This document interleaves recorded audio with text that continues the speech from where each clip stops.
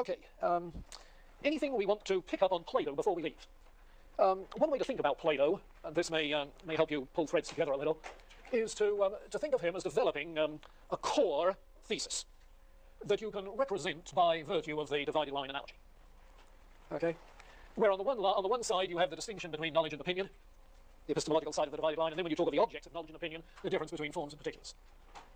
In other words, with that conceptual model of eternal, unchanging ideal forms, okay, to which the particulars are in some way that Plato struggles to discover related, okay, with that central theme, then everything else begins to come into focus. So you can see this as the hub of the wheel from which everything else moves out to the perimeter, you see. So that it's in the light of this, of course, that he gets his discussion of ethics going. It's in the light of this that he understands the human soul. It's in the light of this that he talks politics. In the light of this, he develops some educational ideas, you see. In the light of this, he develops some cosmology. In the light of it, some emerging conception of God, the good, you see. And whatever else he gets into. You may be interested that in the Republic he develops something of a philosophy of history, as he traces the way in which 4 different forms of government, characterized by the predominance either of the appetitive or the spirited, the honourable, contain the seeds of their own destruction. Because unless you're ruled by reason, you see, all you're going to have is change and decay. And because then these different forms of government contain their own inner self-destructive process, what you get is a cyclical view of history. So that number 1 is succeeded by number 2, by number 3, by number 4, 1 succeeded by 2, 3, 4. So just as the Greeks had a cyclical cosmology, a cosmos going through cycles of integration and disintegration and so forth, so Plato developed a cyclical view of history. And of course a cyclical view of the path of the individual soul, reaching upward and falling down, you see, or if you like, incarnation and reincarnation. Now that cyclical conception runs through Greek thinking, and Plato particularly handles it well. Well, anything about Plato you want to pick up on? Yeah. Yeah, there are 2 aspects to it, I suppose. In this life, with the analogy of the chariot and the winged horses, you struggle to fly aloft towards the sun, okay, in all its beauty, the light which floods the soul, and because of the wayward horse snaring the whole thing, you come down and keep struggling. So you can read that in one way as the ups and downs of the soul in one incarnation. You can also read it as the successive incarnations, you see. That is to say that this struggle is this life, but that's as far as you get. And so down you come and you start again and so forth. But in any case, you get successive experiences of that sort, cyclical history. Very characteristic of Greek thought. Something similar in the Stoics, we'll find. They had notion that the cosmos went through periods of development and then a vast cosmic conflagration in which everything is destroyed by fire. And then things begin again, you see. Some of the influence of Heraclitus there, the notion of the basic element fire. So that cyclical thing keeps on and on and on. And somebody has pointed out that the first linear view of history is going anywhere, emerges really with St. Augustine and his City of God. Why St. Augustine? Well, because he had a theological view of history, you see. A view of history in which God was moving history towards its destiny. So his theology comes into work in his history. And that fact that the Greeks had a cyclical view, and then here comes Christian thought with a linear view, is sometimes seen to explain the expectation of historical progress, which of course gripped Western civilization with the scientific revolution, and dominated thought in the Enlightenment and 19th century optimism about human progress and so forth. And we still hear it. So interesting contrasts there. Why cyclical, though? Well, in Plato, I think the rationale for it is easy once you trace back to the divided line. You see, you're not going to get any stability, any unchanging achievement without full participation in the reality of the forms. Time is the realm of change, instability, change and decay, you see. So history, the realm of time, cyclical. Which is why the Greeks were so focused on a disembodied afterlife, as it were. You see, escaping this world of time and instability. When Socrates was to be executed, you know, he thanked his executioners. What more could a philosopher ask to get rid of a body which gets in the way of thinking all the time? And when, in the early years of the Christian church, they preached resurrection of the body to a life everlasting, you know, the story of what happened to Paul in Acts 17 when at Athens he talked of the resurrection of the dead, and they sort of took a rain check politely and said, oh, we'll listen to that another time. That was characteristic of the first 3 or 4 centuries of the church. Resurrection? Who wants a body back? You see, if you've got a Greek view of the instability and hopelessness of the earthly.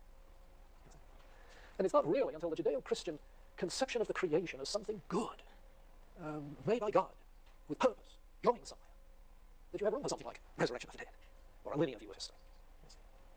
So Plato's a fascinating thing, yes. Is there any sign of progression in his cyclical history of life? Well, no. Yeah, the first form of government disintegrates in giving way to the second, which gives way to the third, which gives way to the fourth, which recycles back to the first. On the same level? Yeah, yeah. You see, if you start with an aristocracy in which the spirited, the honourable rule, well, they gradually die off, and one of their heirs becomes something of a tyrant. It doesn't have the stature to command a following. And so, with dictatorial force, he represses people. And in reaction against that, when he's put out of the way, the demos, the people, take over.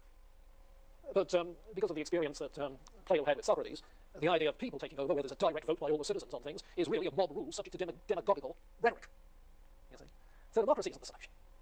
You see? But a few individuals rise to the surface, and you get an oligarchy, ruled by a few. You see? And among the oligarchy, not all of the oligarchy is really capable, you see, so that gives way, you get to the aristocracy again. And then from the aristocracy to the tyranny, and from the tyranny to the democracy, round and round the mulberry bush. You see? So the idea of historical progress in society, no, you don't find it in Plato. You find more optimism about it in the Stoics, Vince in Rome, rather than Athens. Aristotle, yeah, I hesitate to say, he's not as overtly, what should I say, pessimistic about the world of time as Plato is. Yeah. Where do you get optimism about life? You see, that's the question. Plato doesn't have much foundation for optimism, really. Not to say he thinks of matter as evil, no, I don't think so.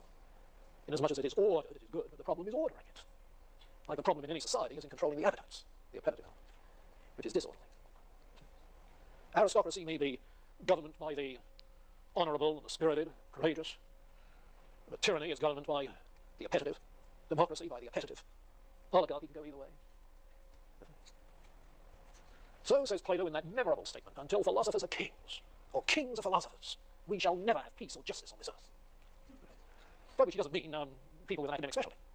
He means the lover of wisdom, a lover of the good, you see, who with dialectical understanding sees what is good and does it.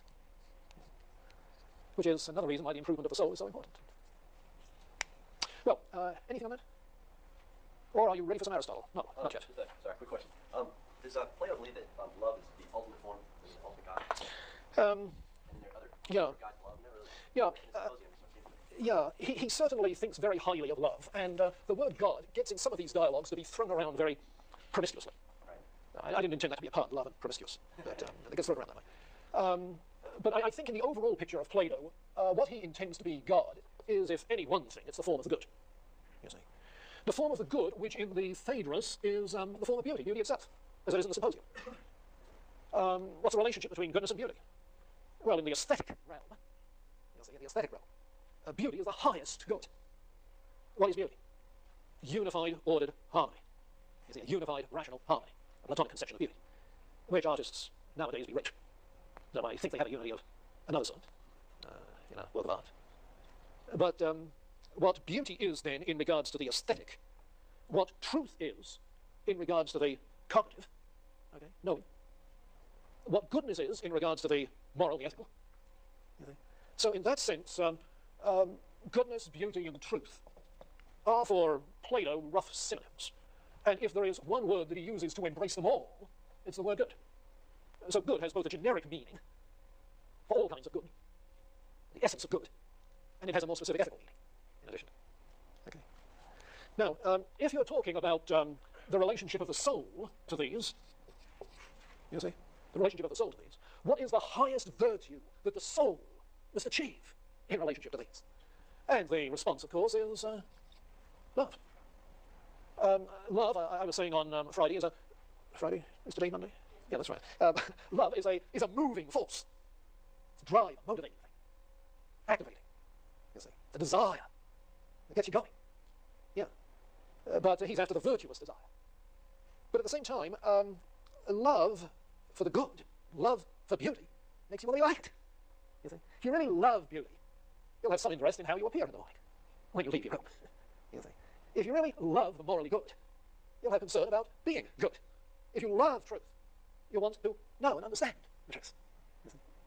In fact, the love of truth, the love of beauty, the love of goodness is not only a driving force, it's a unifying thing. Because it absorbs all of your energies. You see. The girl who falls in love can't think of anything else but her beloved. At least so we tease, you see. Because the whole of life seems to come into focus around the object of love. And so when, in the Platonic tradition, Augustine, for instance, you find a discussion of the various moral virtues and the question, well, among all the virtues, is there one unifying virtue that unifies the moral life? Yes, it's love. You see. So love is not only a driving, motivating thing, but it's a unifying thing. You see. And, of course, Augustine picks that up and ties it together with things you find in the Jewish scriptures and in the New Testament about love, all your heart and soul and strength, you see. First a great commandment, love the Lord God with all your heart and soul and so forth. The unifying virtue, love for the good. So, is love a deity? Well, it depends what you mean by deity. If what you mean, is it the ruler of the soul, you see, which is one sense of the word gods in the Greeks, and for that matter in the ancient Hebrews. The ruler of the soul? Yeah, love is a ruler of the soul, isn't it? Does that help? Oh, sure, it helps. Okay, let's turn our attention to Aristotle then. I hope you'll find that Plato is one of those points of reference you keep going back to in your thinking, and his stuff is something you keep going back to in your reading. After all, you're not educated if you've read the Republic.